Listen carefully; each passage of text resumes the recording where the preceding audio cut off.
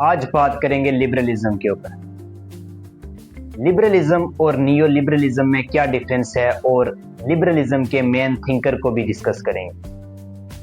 तो first of all liberalism political social theory है जो बात करती है इक्वालिटी की, इंडिविजुअल फ्रीडम की और राइट्स की। सिंपल अगर हम इसको देखें तो इंसानों को ज़िंदगी गुजारने का हक देना, यहाँ तक कि वो दूसरों को नुकसान ना पहुँचाएं, इसे लिबरलिज्म कहते हैं। इससे पहले हमने रियलिज्म को डिस्कस किया था। तो रियलिज्म बात करता था कि जो ह्यूमन नेचर है वो सेल्फिश है, वो पावर हंगर है, और जो स्टेट है, सबसे बड़ा एक्टर जो है वो स्टेट है। और दुनिया में अगर आपने पीस मेंटेन करना है तो बैलेंस ऑफ पावर आपको मेंटेन करना पड़ेगा, ये रियलिज्म का मानना था।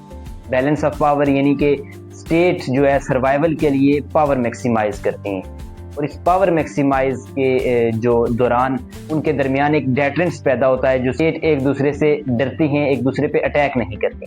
तो इस तरह से बैलेंस ऑफ पावर मेंटेन होता है, और बैलेंस ऑफ पावर मेंटेन होगा तो पीस मेंटेन हो जाएगा अकॉर्डिंग टू रियलिज्म। लेकिन लिबरलिज्म जो है रियलिज्म की क्रिटिक करता है। लिबरलिज्म ये कहता है कि ह्यूमन नेचर जो है वो सेल्फिश नहीं है, बल्कि ह्यूमन नेचर तो कोऑपरेटिव है। फिर रियलिज्म जिस तरह से बात करता है कि जो मेन एक्टर है वो स्टेट है, लिबरलिज्म कहता है कि नहीं, मेन एक्टर जो है वो ह्यूमन है, वो इंडिविजुअल है। फिर जो रियलिज्म जिस तरह से बात करता था कि जो पीस को अगर आपने मेंटेन करना है तो आपने बैलेंस ऑफ पावर लाना होगा। लिबरलिज्म कहता है कि नहीं, बैलेंस ऑफ पावर जो है लॉन्ग टर्म पीस को मेंटेन नहीं कर सकता। अगर हम देखें वर्ल्ड वार 1 से पहले तो बहुत सी स्टेट के दरमियान जो है बैलेंस ऑफ पावर मेंटेन था, लेकिन फिर स्टेट्स ने एक दूसरे पे अटैक करना शुरू किया तो बैलेंस ऑफ पावर खत्म हो गया, जिसकी वजह से जो पीस था वो खत्म हो गया। तो लिबरलिज्म ये बात कहता है कि बैलेंस ऑफ पावर जो है ये लॉन्ग टर्म के लिए पीस को मेंटेन नहीं कर सकता। तो लिबरलिज्म ये कहता है कि आप जो है हमारा प्रोसीजर जो है इस्तेमाल करें तो पीस को आप मेंटेन कर सकेंगे, यानी कि कोऑपरेशन हो स्टेट्स के दरमियान तो पीस आ सकता है। तो अगर हम लिबरलिज्म के जो बेसिक अजम्पशंस की बात करें तो लिबरलिज्म बात करता है इंडिविजुअल फ्रीडम, यानी कि हर किसी को फ्रीडम ऑफ स्पीच होनी चाहिए, उसे रिलीजन की फ्रीडम होनी चाहिए, उसे लाइफ स्टाइल चूज करने की जो है फ्रीडम होनी चाहिए। हम बात करता है इक्वालिटी कि सब लोगों को इक्वल राइट्स मिलने चाहिए और उनको इक्वल अपॉर्चुनिटीज मिलनी चाहिए, चाहे वो किसी भी नस्ल से हों, किसी भी मजहब से तल्लुक रखते हों, उनको इक्वल अपॉर्चुनिटीज मिलनी चाहिए। लिबरलिज्म फिर बात करता है डेमोक्रेसी की, यानी कि लोग जो है अपनी हुकूमत खुद बनाएं, लोग जो है इलेक्शन के जरिए अपने रिप्रेजेंटेटिव्स को जो है सिलेक्ट करें। फिर लिबरलिज्म बात करता है रोल ऑफ लॉ की, यानी कानून के सामने जो है सब बराबर होने चाहिए, चाहे वो एलीट क्लास हो या किंग हो कोई, या कोई आम बंदा, सब जो है इक्वल है। गवर्नमेंट लिमिटेड, यानी कि गवर्नमेंट का जो रोल है वो इंडिविजुअल के राइट्स की प्रोटेक्शन है। अगर हम लिबरलिज्म के जो मेन थिंकर हैं उनको देखें तो सबसे पहले आते हैं जॉन लॉक। जॉन लॉक जो कहते हैं कि इंसान जो है आज़ाद पैदा हुआ है तो जो नेचुरल राइट्स हैं उसके ये मिलने चाहिए, वो इंसान के हुकूक की बात करते हैं। जॉन लॉक ने कहा कि लाइफ, लिबर्टी और प्रॉपर्टी, ये 3 राइट्स जो हैं ये नेचुरल हैं और ये हर इंसान को मिलने चाहिए। अगर गवर्नमेंट इंडिविजुअल्स के राइट को प्रोटेक्ट ना कर सके तो फिर इंडिविजुअल्स गवर्नमेंट को चेंज कर दें, ये कहना था जॉन लॉक। दूसरे जो थिंकर हैं लिबरलिज्म के वो हैं एडम स्मिथ। एडम स्मिथ को क्लासिकल इकोनॉमिस्ट भी माना जाता है। उन्होंने एक बुक लिखी द वेल्थ ऑफ नेशन, उसमें एडम स्मिथ कहते हैं कि फ्री मार्केट होनी चाहिए, गवर्नमेंट का मिनिमम रोल होना चाहिए ट्रेड में। गवर्नमेंट का रोल सिर्फ इतना होना चाहिए कि वो लॉ एंड ऑर्डर मेंटेन कर सके, इसके अलावा जो मार्केट है वो ऑटोमेटिकली खुद रेगुलेट होती है। तीसरे जो थिंकर हैं लिबरलिज्म के वो हैं John Stuart Mill. John Stuart Mill कहते हैं कि जो इंडिविजुअल हैं उनको फ्रीडम ऑफ स्पीच होनी चाहिए और वो इंडिविजुअलिटी की बात करते हैं।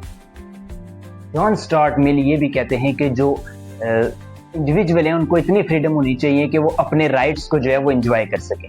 अगर कोई इंडिविजुअल दूसरे को नुकसान पहुंचाता है तो फिर स्टेट जो है या फिर जो गवर्नमेंट है वो अपना रोल प्ले करे। ये मानना था जॉन स्टार्ट मिल का। लिबरलिज्म का जो कोर कंसेप्ट है वो है ग्लोबल गवर्निंग बॉडीज, यानी कि ग्लोबल गवर्निंग बॉडीज बनाई जाएं जो पीस को मेंटेन कर सके। इसी तर्ज पे जो लिबरलिज्म ने जो है लीग ऑफ नेशन बनाई, 1919 में जो है लीग ऑफ नेशन बनती है, जिसका मकसद ये होता है कि उसने वार को रोकना है और पीस को मेंटेन करना है। क्योंकि लिबरलिज्म कहता था कि रियलिज्म जो है वो फेल हो चुका है, क्योंकि वर्ल्ड वार 1 में हमने देखा कि किस तरह से जो है बैलेंस ऑफ पावर जो है वो कोलैप्स हुआ और वर्ल्ड वार 1 स्टार्ट हुई, जिसमें लाखों लोग जो है मारे। लेकिन हम देखते हैं कि फिर लिबरलिज्म भी फेल हो जाता है, क्योंकि वर्ल्ड वार 2 स्टार्ट हो जाती है। लिबरलिज्म जो बात करता था कॉपरेशन की, जो इंडिविजुअल फ्रीडम की बात करता था, वो भी हमने फेल होता हुआ देखा।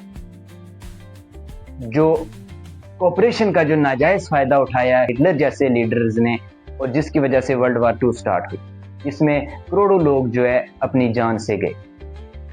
फिर जो है लिबरलिज्म का भी हमने देखा कि वो किस तरह से फेल हुआ। लेकिन जो लिबरल थिंकर्स थे फिर उन्होंने सोचना शुरू किया। फिर उन्होंने कहा कि हम आपको जो है एक साइंटिफिक अप्रोच के जो है आपको एक थ्योरी देंगे जिससे आप दुनिया में जो है पीस मेंटेन कर सकते हैं। तो फिर जो है आती है नियो लिबरलिज्म। नियो लिबरलिज्म ये कहती है कि ह्यूमन नेचर जो है वो कोऑपरेटिव है और स्टेट भी कोऑपरेटिव है।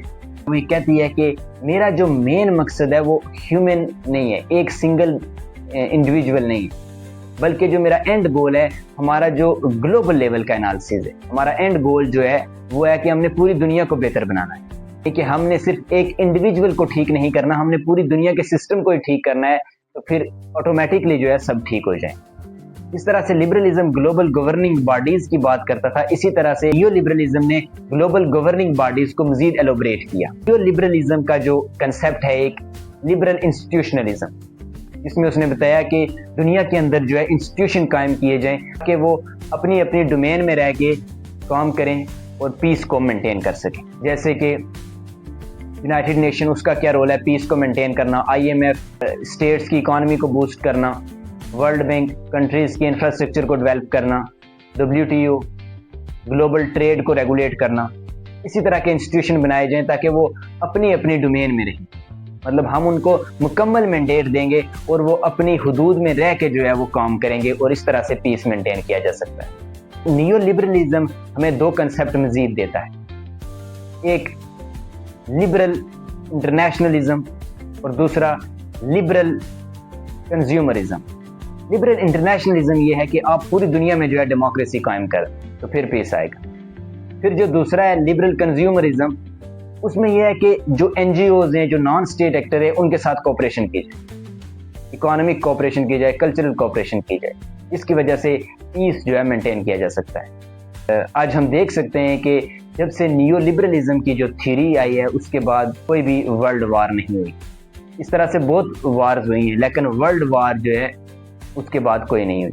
तो हम इसे पीस मेंटेन करने के लिए जो नियो लिबरलिज्म की थ्योरी है, इसे हम इसकी कामयाबी भी कह सकते हैं। तो दीजिए इजाज़त, मिलते हैं एक नए व्लॉग के साथ।